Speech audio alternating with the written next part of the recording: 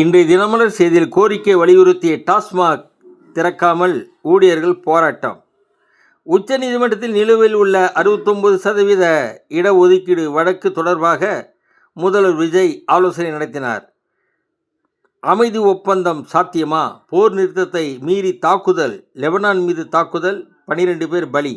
America drone சுட்டு அழிப்பு. காவேரிப்பாக்கம் அடுத்த சித்தாஞ்சியில் வேன் கார்கள் மீது மோதி விபத்து, சிறுமி உட்பட 3 உயிரிழப்பு. திருவாரூர் அரசு மருத்துவமனை பிணவரையில் எலிகள் இறந்தவர் உடலை கடித்து குதறியதால் அதிர்ச்சி. மருத்துவ ஊழியர்கள் அப்படித்தான் இருக்கும் என அலட்சியமாக பதிலளித்துள்ளனர். உறவினர்கள் போராட்டம், போலீசார் சமரசம். 9ஆம் வகுப்பில் இருந்து 3 மொழிகள் கட்டாயம் என்ற திட்டத்தை இந்த ஆண்டு முதல் அமுல்படுத்தப்படும் என்ற அறிவிப்பை மத்திய கல்வி அமைச்சகம் உடனே திரும்ப பெற வேண்டும் என முதலாக மத்திய அரசுக்கு கண்டனம் தெரிவித்துள்ளார் தமிழக முன்னாள் பாரதிய ஜனதா தலைவர் அண்ணாமலை அவர்கள்.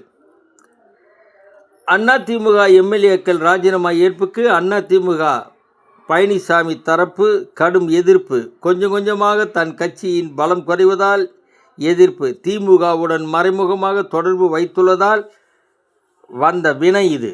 வணக்கம்.